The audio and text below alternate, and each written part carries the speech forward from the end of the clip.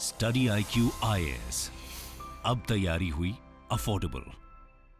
दोस्तों, supreme court के farmer जज जस्टिस रविंद्र ने गवर्नमेंट फंडेड इंस्टीट्यूशन में ओबीसी के लिए 27% रिजर्वेशन देने की मांग पर एक बार कहा था कि जब देश में अधिक संख्या में लोग फॉरवर्डनेस की जगह बैकवर्डनेस की ओर बढ़ेंगे तो देश की रफ्तार अपने आप थम जाएगी। जस्टिस रविंद्रन का स्टेटमेंट इसलिए भी सही लगता है क्योंकि बीते 2 दशकों में पूरे देश में बहुत सी ऐसी कम्युनिटीज उभर कर सामने आई हैं जो खुद को पिछड़ा साबित करके कोटा सिस्टम का हिस्सा बनने में लगी हुई हैं। फिर चाहे वो उत्तर भारत में जाट हो, पश्चिम में मराठा और पटेल हो, दक्षिण में कापूस हो या नॉर्थ ईस्ट में मैतेई समुदाय के लोग। दोस्तों, आप अगर गौर करेंगे तो इन सारी कम्युनिटीज का बैकग्राउंड ये साफ कर देता है कि ये सभी अपने अपने रीजन में एक डोमिनेंट कास्ट है, लेकिन उसके बावजूद भी खुद को पिछड़ा और अति पिछड़ा बनाने की कोशिश में लगी हुई है, जिसकी वजह से आज न सिर्फ मणिपुर जल रहा है बल्कि कई बार अलग अलग हिस्सों में भी ऐसी ही आग लग चुकी है और हर बार देश को कैजुअलिटी से लेकर अरबों डॉलर का नुकसान हुआ है। फिलहाल इतना सब कुछ होने के बावजूद भी यह समस्या रुकने का नाम नहीं ले रही, बल्कि ऐसा लग रहा है कि आने वाले सालों में बढ़ते रिजर्वेशन की मांग के चलते देश में और भी संघर्ष देखने को मिल सकते हैं। ऐसे में समझना जरूरी है कि क्या भारत को और रिजर्वेशन की जरूरत है या फिर ये बढ़ता रिजर्वेशन देश के भविष्य के लिए बेहतर नहीं है। स्वागत है आप सभी का स्टडी IQ में। अनुराग पांडे नाम है हमारा और आइए आज के अपने इस वीडियो की शुरुआत करते हैं भारत में रिजर्वेशन की ब्रीफ हिस्ट्री से। दोस्तों, भारत में आरक्षण का इतिहास आजादी मिलने से करीब 20 साल पहले शुरू होता है, जब अंग्रेज अनटचेबल कास्ट के लिए अलग से अनुसूची बना चुके थे। देखा जाए तो इसे ही अनुसूचित जातियां या शेड्यूल्ड कास्ट कहा गया और बाद में भारतीय संविधान में भी इसे जारी रखा गया। अंग्रेजों के देश छोड़ने से पहले ही भारत ने अपनी एक संविधान सभा का गठन किया था, जिनका काम देश के लिए एक बेहतर कॉन्स्टिट्यूशन को तैयार करना था। दोस्तों, सभा में जो मुद्दा सबसे ज्यादा चर्चा में रहा वो रिजर्वेशन का ही मुद्दा था। आरक्षण पर इस दौरान बड़े बड़े सवाल पूछे गए। पूछा गया कि अंग्रेजों से आजादी मिलने के बाद भी आरक्षण की क्या जरूरत है, इसका असल हकदार कौन है, और सबसे बड़ा सवाल ये था कि आरक्षण कास्ट बेस्ड हो या फिर इकोनॉमी बेस्ड। संविधान सभा में इसको लेकर खूब बहस हुई। बहस को देखकर संविधान सभा ने एडवाइजरी कमेटी बनाई, जिसने शेड्यूल कास्ट के लिए आरक्षण की सिफारिश कर दी। दोस्तों, आरक्षण के पक्ष में संविधान सभा के सदस्य S नागप्पा ने कहा कि देश में आर्थिक, राजनीतिक और सामाजिक माइनॉरिटीज हैं। ऐसे में अगर उन्हें आरक्षण नहीं दिया गया तो देश में उनकी भागीदारी खत्म हो जाएगी, यानी आजाद भारत में भी वो गुलाम ही रहेंगे। लेकिन इसके बाद जो उन्होंने कहा वो काफी असरदार आर्ग्यूमेंट साबित हुआ। दरअसल उन्होंने कहा कि वो आरक्षण को मना करने के लिए तैयार हैं, लेकिन इसके लिए हर हरिजन परिवार को 10 से 20 एकड़ जमीन के साथ ही उनके बच्चों के लिए हायर स्टडीज के लिए फ्री एजुकेशन दी जाए। साथ ही सिविल डिपार्टमेंट्स या मिलिट्री डिपार्टमेंट्स में इंपॉर्टेंट पोजीशंस का 5वां हिस्सा उन्हें दिया जाए। यानी कि वो ये कहना चाह रहे थे कि अगर आप किसी दलित को आगे आने वाले सालों में आरक्षण नहीं देना चाहते तो मत दीजिए, लेकिन एक बार में उनके परिवार को इतना मजबूत कर दीजिए कि वो फिर दलित रह ही न जाए। अब ये बात इतनी बड़ी थी कि लोगों को बिल्कुल भी सही नहीं लगा और इसके बदले रिजर्वेशन को ही बेहतर माना गया। दोस्तों, इस तरीके से जब रिजर्वेशन तय हो गया तो बहस आगे बढ़ी। शुरुआत में इसके लिए सिर्फ SC और ST के लिए नौकरियों में आरक्षण का प्रस्ताव रखा गया कि भाई इनकी कंडीशन ज्यादा खराब है तो उन्हें सरकारी जॉब्स में रिजर्वेशन दे देंगे। लेकिन ऐसा भी नहीं था कि इसका विरोध नहीं हुआ। जाति के आधार पर आरक्षण के विरोध में आवाजें उठी, लेकिन वो आज जितनी आक्रामक नहीं थी, क्योंकि उस टाइम पर भारत में सिर्फ 12% ही लोग पढ़े लिखे थे और इसीलिए देश के लोग इसके एडवांटेजेस और डिसएडवांटेजेस को ठीक से नहीं समझ पाए, जिसके चलते आजादी के बाद 17.5% रिजर्वेशन SC और ST को दे दिया गया। आजादी मिलने पर जब पहली बार सरकारी भर्ती निकाली गई तो देखा जाए तो इसमें 12.5% वैकेंसीज को अनुसूचित जातियों के लिए रिजर्व रखा गया था और 5% को अनुसूचित जनजातियों के लिए, यानी कि उस टाइम देश में महज 17.5% ही रिजर्वेशन था, जिसे 1970 में बढ़ाकर 22.5% कर दिया गया। दोस्तों, वीडियो को कंटिन्यू करें उससे पहले आप सभी के लिए एक इम्पोर्टेंट अपडेट। दरअसल IAS की तैयारी को और भी अफोर्डेबल एंड कॉम्प्रिहेंसिव बनाने के लिए स्टडी IQ आपके लिए लाया है P2I, that means prelims to interview programme 2024। दोस्तों, इसके जरिए आप प्रीलिम्स, मेंस एंड इंटरव्यू यानी UPSC एग्जाम के तीनों स्टेज की तैयारी एक साथ कर सकते हैं। UPSC सिलेबस को कंसीडर करते हुए इस बैच में आपको लाइव क्लासेस के through basic to advance cover कराया जाएगा। साथ ही mentorship, test series, crash course, notes और बुक्स, ये सब कुछ भी आपको इस बैच में मिल रहा है। CIS live prelims to interview 2024 batch को अगर आप ज्वाइन करना चाहते हैं और आप अनुराग लाइव कूपन कोड का इस्तेमाल करते हैं तो इस बैच की टोटल फीस 45,000 की बजाय आप इसे 29,999 का अवेल कर सकते हैं। इस बैच से रिलेटेड अधिक जानकारी के लिए आप स्क्रीन पर दिए गए नंबर पर कॉल कर सकते हैं या फिर वीडियो के डिस्क्रिप्शन बॉक्स में दिए गए कोर्स से रिलेटेड PDF को भी डाउनलोड कर सकते हैं। दोस्तों, इसके बाद मंडल कमीशन की एंट्री हुई, जो भारत के आरक्षण के इतिहास का सबसे बड़ा गेम चेंजर साबित हुआ, क्योंकि अब तक ओबीसी यानी कि अदर बैकवर्ड कास्ट जैसा कोई रिजर्वेशन नहीं हुआ करता था। लेकिन 1980 में जब मंडल कमीशन की रिपोर्ट आई तो उसमें कहा गया कि रिजर्वेशन में बदलाव की जरूरत है। दोस्तों इस कमीशन ने अपनी रिपोर्ट जब उस समय के राष्ट्रपति ज्ञानी जैल सिंह को सौंपी तो देखा जाए तो उसमें देश के सभी धर्मों के पिछड़े वर्गों की 3,500 जातियों की पहचान की गई थी, जिन्हें भारत में 27% का रिजर्वेशन देने को कहा गया। यहाँ पर आपको बताते चले कि मंडल कमीशन जब ये सब काम कर रही थी उस टाइम देश में मोरारजी देसाई की नॉन कांग्रेसी सरकार थी, लेकिन 80 में फिर से इंदिरा गांधी की सरकार वापस आ गई और 84 में उनकी मौत के बाद राजीव गांधी सत्ता में आए और इन दोनों कांग्रेस पार्टी के प्राइम मिनिस्टर्स ने इस रिपोर्ट पर कोई भी ध्यान नहीं दिया। लेकिन 1990 में जब फिर से देश में नॉन कांग्रेसी सरकार आई तो प्राइम मिनिस्टर बने वीपी सिंह और फाइनली इस रिपोर्ट पर ध्यान देते हुए ओबीसी के लिए 27% रिजर्वेशन के नियम को पूरे देश में लागू करवाया गया। दोस्तों ऐसा होते ही पूरे देश में दंगे और विरोध की आग भड़क उठी, जिसकी वजह से वीपी सिंह की सरकार तो चली गई लेकिन ये आरक्षण रह गया। देखा जाए तो 1 साल बाद फिर कांग्रेस की सरकार सत्ता में आई और प्रधानमंत्री बने नरसिम्हा राव। आपको जानकर हैरानी होगी कि 10% का इकोनॉमिक वीकर सेक्शन रिजर्वेशन का कॉन्सेप्ट उन्हीं के टाइम का था, लेकिन जैसे ही 10% ईडब्ल्यूएस आरक्षण का मामला सामने आया वैसे देश में एक और ऐतिहासिक फैसला लिया गया। दरअसल हुआ ये कि इस आरक्षण के खिलाफ 1992 में दिल्ली की पत्रकार इंदिरा साहनी ने सुप्रीम कोर्ट में शिकायत कर दी। उनका कहना था कि देश में मौजूद रिसोर्सेज के लिए 50% से ज्यादा का आरक्षण सही नहीं होगा, जिस पर सुप्रीम कोर्ट ने ऐतिहासिक फैसला देते हुए कहा कि अब देश में 50% से अधिक आरक्षण संविधान के खिलाफ होगा, यानी कि उसे लागू नहीं किया जा सकता, क्योंकि 49.5% आरक्षण पहले से ही था और इसी के चलते तब ये आर्थिक आधार वाला रिजर्वेशन लागू नहीं हो पाया। दोस्तों ये फैसला इसलिए भी हिस्टोरिकल रहा क्योंकि इसी फैसले को बेस बनाते हुए हर बार सुप्रीम कोर्ट कई तरह के रिजर्वेशन को खारिज करता रहा, लेकिन साल 2022 में सुप्रीम कोर्ट ने ही इंदिरा साहनी जजमेंट को पीछे छोड़ते हुए रिजर्वेशन को फाइनली 50% के बार से ऊपर पहुंचाकर 60% कर दिया। ये एक्स्ट्रा 10% रिजर्वेशन अपर कास्ट के इकोनॉमिकली वीकर सेक्शन के लोगों को दिया गया, जिसके बाद से ही एक्स्ट्रा रिजर्वेशन के लिए सालों से अलग अलग कम्युनिटीज के द्वारा किए जाने वाले आंदोलनों के फिर से शुरू होने की संभावनाएं बढ़ गई हैं। और ऐसा इसलिए है क्योंकि जिस सुप्रीम कोर्ट के फैसले की मदद से इन कम्युनिटीज की मांग को खारिज किया जा रहा था उसे सुप्रीम कोर्ट ने खारिज कर दिया। ऐसे में देश भर में एक बार फिर से रिजर्वेशन की मांग उठ रही है, जिससे देश में कई बड़े कॉन्फ्लिक्ट देखने को मिल सकते हैं। ऐसे में ये कुछ ऐसी कम्युनिटीज के द्वारा आरक्षण के लिए किए जाने वाले डिमांड और उनके मूवमेंट पर नजर डालते हैं। दोस्तों फरवरी 2016 में हरियाणा में सीरीज ऑफ वायलेंट प्रोटेस्ट देखने को मिले। लगभग 10 दिन तक चले इस हिंसक आंदोलन का कारण था जाट कम्युनिटी के द्वारा खुद के लिए आरक्षण की मांग। देखा जाए तो जाट समुदाय के लोग खुद को ओबीसी कैटेगरी में शामिल करने की मांग कई सालों से करते आए हैं। 1990s में जब मंडल आयोग की रिपोर्ट के बेसिस पर 3,500 से ज्यादा कम्युनिटीज को अदर बैकवर्ड कास्ट के तौर पर 27% रिजर्वेशन दिए जाने की शुरुआत हुई, तभी से जाट भी खुद को उस लिस्ट में शामिल कराने की मांग करने लगे। देखा जाए तो इसी बढ़ती मांग को देखते हुए national commission for backward classes ने जाट कम्युनिटी पर एक बार फिर से रिव्यू किया, जिसमें हरियाणा, राजस्थान, उत्तर प्रदेश, मध्य प्रदेश और दिल्ली के जाट शामिल थे। National commission for backward classes ने पाया कि राजस्थान की जाट कम्युनिटी ओबीसी कैटेगरी के लिए क्वालिफाइड है, सिर्फ भरतपुर और धौलपुर जैसे रीजन के जाट लोगों को छोड़कर, क्योंकि इन इलाकों में पहले वही राज किया करते थे। लेकिन national commission for backward classes यानी कि एनसीबीसी को राजस्थान के अलावा और भी किसी राज्य के जाट कम्युनिटी के लोग ओबीसी कैटेगरी के अलावा क्वालिफाइड नहीं लगे और इस बीच कई बार ये रिजर्वेशन की मांग उठती रही, प्रोटेस्ट होते रहे, कई बार हिंसा भी हुई।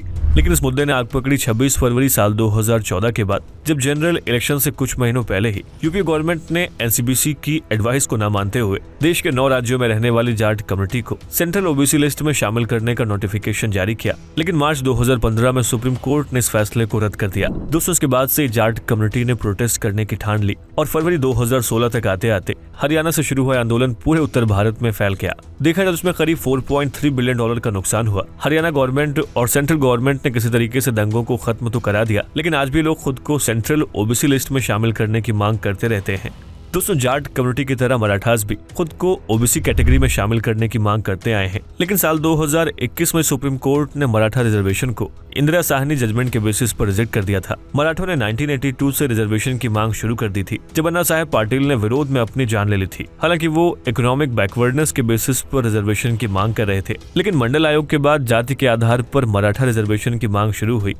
1997 में मराठा संघ और मराठा सेवा संघ ने बड़े पैमाने पर प्रदर्शन किया। साल 2009 तक पूर्व मुख्यमंत्री शरद पवार और विलासराव देशमुख ने भी इस आंदोलन को समर्थन दिया। यहाँ तक कि महाराष्ट्र की जनसंख्या का करीब 32% हिस्सा रहे मराठा लोगों को हर पॉलिटिकल पार्टी का समर्थन मिलता रहा है। दोस्तों कई बार स्टेट गवर्नमेंट की तरफ से प्रयास किए जाते रहे हैं कि किसी भी तरीके से मराठा समुदाय के लोगों को आरक्षण मिल सके, जैसे कई बार तो पहले बॉम्बे हाई कोर्ट ने ही नहीं होने दिया और उसके बाद साल 2021 में सुप्रीम कोर्ट ने भी इसे रद्द कर दिया। देखा जाए तो कुछ इसी तरीके की मांग गुजरात में पाटीदार पाटीदार समुदाय द्वारा भी की गई थी। जब अगस्त 2015 में हार्दिक पटेल के नेतृत्व में हजारों लोग सड़कों पर उतरकर पाटीदार समुदाय को ओबीसी लिस्ट में शामिल कराने की मांग करने लगे, ये मांग धीरे धीरे हिंसक आंदोलन में बदल गई, जिसमें करीब 8 लोगों की जानें गई और करोड़ों का नुकसान भी हुआ। हालांकि उसके बाद भी पाटीदार को ओबीसी की लिस्ट में शामिल नहीं किया जा सका है। मराठा, जाट और पटेल की तरह साउथ इंडिया में कापू कम्युनिटी, जो कि आंध्र प्रदेश की एक डोमिनेंट कास्ट है, वो भी अपने लिए ओबीसी कोटा की मांग करती आई है। देखा जाए तो इस मांग ने भी साल 2016 में हिंसा को जन्म दिया। मांग करने वाले प्रोटेस्टर्स ने ईस्ट गोदावरी डिस्ट्रिक्ट में रत्नाचल एक्सप्रेस में आग लगा दी थी। साथ ही पुलिस स्टेशन को भी आग के हवाले कर दिया था। दोस्तों, इस तरीके से देखें तो लगभग पूरे भारत में ही कई ऐसी डोमिनेटिंग कम्युनिटीज हैं जो अपने लिए आरक्षण की मांग कर रही हैं। और आइए अब ये समझते हैं कि आखिर ये मांग क्यों की जा रही है। दोस्तों, अभी तक हमने जिस भी कम्युनिटी की बात की उन सभी का अपने रीजन में दबदबा रहा है। साथ ही उनमें एक कॉमन बात ये भी है कि वो अधिकतर खेती से जुड़ी हुई कम्युनिटीज हैं, जिनके आरक्षण के मांग के पीछे का मेन कारण है। नेशनल सैंपल सर्वे की माने तो भारत में 1960 से 61 के टाइम एवरेज लैंड होल्डिंग 2.63 एकड़ हुआ करती थी, लेकिन 2003 एंड 2004 का डेटा बताता है कि एवरेज लैंड होल्डिंग सिर्फ 1.06 एकड़ ही बची है, यानी कि लोगों के द्वारा होल्ड किए जाने वाले लैंड में 60% की कमी आई है। देखा जाए तो इस बात को किसानों पर हुई CSDS यानी कि centre for the study of developing societies की स्टडी भी कंफर्म करती है। देश के 18 राज्यों में हुई इस स्टडी के मुताबिक बहुत बड़ी संख्या में किसान खेती के बजाय कुछ और करना चाहते हैं। ऐसे में कृषक जातियों के लिए खेती बाड़ी से निकलने का सबसे बेहतरीन तरीका है अर्बन जॉब। एग्रीकल्चर बैकग्राउंड से आने की वजह से कृषक जातियां पुलिस या फिर आर्मी जैसी सर्विस को ज्वाइन करना चाहती हैं। खेती छोड़ने के पीछे के कारणों पर अगर आप नजर डालेंगे तो पैदावार की गिरती कीमतों, under developed irrigation system, land holding के साइज और गवर्नमेंट असिस्टेंस की कमी के चलते कहीं न कहीं आज खेती घाटे का काम हो गया है, जिसके चलते पावरफुल फार्मिंग कम्युनिटीज न सिर्फ कर्ज में डूब रही हैं, बल्कि लाइवलीहुड की भी समस्या खड़ी हो गई है, जिस वजह से महाराष्ट्र से लेकर राजस्थान और उत्तर प्रदेश तक के किसानों की आत्महत्या की खबरें सामने आती रहती है। ऐसी सिचुएशन में जिन कम्युनिटीज ने एक टाइम पर ग्रीन रेवोल्यूशन को एक्सपीरियंस किया, उन्हें अब रूरल इकोनॉमी में एग्रीकल्चर क्राइसिस का सामना करना पड़ रहा है। जैसे जैसे खेती कम प्रॉफिटेबल बनती जा रही है, रूरल यूथ को नौकरी के लिए शहरों में माइग्रेट करना ही पड़ रहा है। लेकिन लिंग्विस्टिक इग्नोरेंस और रूरल लाइफ शहरों में उन्हें एक बेहतर नौकरी के लायक नहीं बनाती, जिसके चलते उन्हें कम सैलरी वाली जॉब करनी पड़ती है। क्योंकि सरकारी नौकरी इतनी कठिन होती जा रही है, ऐसे में लोग प्राइवेट सेक्टर में संघर्ष करते रहते हैं। दोस्तों, गवर्नमेंट जॉब न मिल पाने और प्राइवेट सेक्टर में लो वेजेस वाली जॉब के विकल्प के कारण ही गुजरात में पाटीदार कम्युनिटी द्वारा प्राइवेट एजुकेशनल इंस्टीट्यूशन को खत्म करने की मांग की गई थी। और इसके पीछे कारण ये था कि एक तो वो ज्यादा पैसे भी ले रहे थे और जॉब की गारंटी भी नहीं होती थी। इस तरीके से देखें तो अनइवन इकोनॉमिक डेवलपमेंट और अनइक्वल डिस्ट्रीब्यूशन ऑफ प्रॉफिट्स की वजह से ही ये देश का एक खास धड़ा रिजर्वेशन को ही अपनी खराब हालत के लिए जिम्मेदार मानता है। ऐसे में हुआ यह कि अब सोसाइटी की मेजर कास्ट्स को ये लगने लगा है कि उनकी पावर में गिरावट आ रही है, जिसके चलते रिजर्वेशन के खिलाफ लड़ाई के लिए रिजर्वेशन को ही चुन लिया है। दोस्तों, ऐसा इसलिए भी है क्योंकि कई सर्वे में दावा किया गया है कि आरक्षण की वजह से ओबीसी कैटेगरी के लोगों की आर्थिक स्थिति में सुधार देखने को मिली है, जिसके चलते कई जातियां इस कैटेगरी में शामिल होने की मांग करने लगी। और इसी मांग के चलते समय समय पर देश हिंसा और दंगे का शिकार होता रहता है। देखा जाए तो अब ईडब्ल्यूएस के साथ ही 50% का बार छूट जाने की वजह से इस मांग में और भी तेजी आ सकती है। पॉसिबल है कि देश में रिजर्वेशन 60% से बढ़कर 80 और 90% तक चला जाए, जिससे समाज में असमानता बढ़ती ही जाएगी। ऐसे में सवाल ये उठता है कि क्या इंडिया को और रिजर्वेशन की जरूरत है या फिर इसे धीरे धीरे खत्म करने की कोशिश की जाए। दोस्तों, ईडब्ल्यूएस रिजर्वेशन पर जब फैसला सुनाया गया तो ये फैसला 3-2 से ईडब्ल्यूएस के पक्ष में गया, लेकिन जिन 2 जजेस ने इसके अपोज में फैसला सुनाया था उनमें से जस्टिस बेलहम त्रिवेदी के सेपरेट जजमेंट पर काफी बात हुई। हम पिछले 75 सालों से SC/ST को आरक्षण दिए जा रहे हैं, तो इसे ऐसे ही दिए जाने से बेहतर है कि इस मामले को एक बार फिर से रिव्यू किया जाए और ये देखा जाए कि क्या अभी देश में आरक्षण की जगह है या इसे सिर्फ एक पॉलिटिकल टूल की तरह इस्तेमाल किया जा रहा है। दोस्तों, जस्टिस त्रिवेदी ने लोगों को ये बात भी याद दिलाई कि भारत का ट्रांसफॉर्मेटिव कॉन्स्टिट्यूशन है, जो कि रिजिड बनकर ऐसे मुद्दों को इग्नोर नहीं कर सकता जो नेशनल इंटरेस्ट से जुड़ा हुआ हो। देखा जाए तो रिजर्वेशन के मामले में डॉक्टर भीमराव अंबेडकर के भी यही थॉट्स थे। दोस्तों, उनका मानना था कि आरक्षण पूरे तरीके से टेम्परेरी होना चाहिए, वरना ये रूल ऑफ इक्वालिटी को खत्म कर देगा। इसलिए संविधान में प्रावधान बनाया गया कि हर 10 साल पर SC/ST को मिलने वाले रिजर्वेशन का रिव्यू किया जाए और अगर इसकी जरूरत ना हो तो उसे धीरे धीरे कम किया जाए।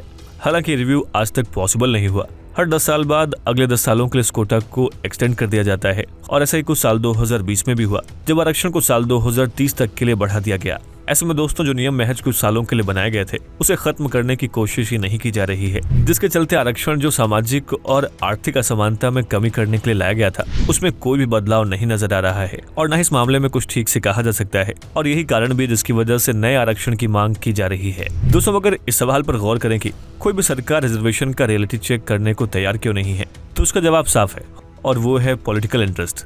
अगर सिर्फ SC/ST की बात करें तो इस कैटेगरी में आने वाले लोग देश की टोटल पॉपुलेशन में 30% के करीब हैं।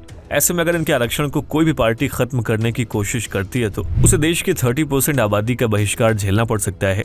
इसलिए कोई भी पार्टी से कम या फिर खत्म करने की कोशिश नहीं करती, बल्कि अलग तरीके से रिजर्वेशन को सपोर्ट करती है, जिससे लोगों का तो कुछ फायदा नहीं होता, लेकिन रीजनल से लेकर मेन स्ट्रीम पॉलिटिक्स तक पॉलिटिशियंस को फायदा जरूर होता है। इसीलिए एक्सपर्ट्स का कहना है कि अगर भारत में रिजर्वेशन और बढ़ता है तो एक दिन ऐसा भी आएगा जो आरक्षण सच में लोगों को एम्पावर कर रहा था उसका सोशल इम्पैक्ट 0 हो जाएगा। इन सब के अलावा देश में रिजर्वेशन को खत्म करने या फिर कम करना इसलिए भी जरूरी हो गया है क्योंकि सीधे तौर पर इंडिया में ब्रेन ड्रेन की समस्या को क्रिएट कर रहा है। आप इसे ऐसे समझें कि आज हायर स्टडीज के लिए इंडियन यूनिवर्सिटीज में करीब 7% की सीट्स रिजर्व्ड हैं। ऐसे में अपर कास्ट के स्टूडेंट ज्यादा नंबर लाकर भी इंडियन यूनिवर्सिटीज में एंट्रेंस के लिए कम्पीट करते हैं, जिस वजह से फ्रस्ट्रेशन और अपॉर्चुनिटी जैसी सिचुएशन लगातार क्रिएट होती जा रही है और ये सिचुएशंस यूरोपियन यूनिवर्सिटीज के एग्रेसिव एडवर्टाइजमेंट के साथ कपल कर जा रही हैं, जिससे अपर कास्ट के ब्राइट माइंड्स इंडिया में हायर स्टडीज करने के बजाय तेजी से अब्रॉड में जा रहे हैं और फिर वहीं पर जॉब करना भी प्रेफर कर रहे हैं, जिससे इंडिया में ब्रेन ड्रेन की बड़ी समस्या क्रिएट हो रही है। साल 2022 के डेटा के मुताबिक इस साल इंडिया से अमेरिका में 64,000 से अधिक स्टूडेंट्स हायर स्टडीज के लिए गए और ये तो सिर्फ अमेरिका का डेटा है। इसके अलावा ब्रिटेन, कनाडा, जर्मनी और ऑस्ट्रेलिया जैसे देशों में भी आज हजारों इंडियन स्टूडेंट्स जा रहे हैं।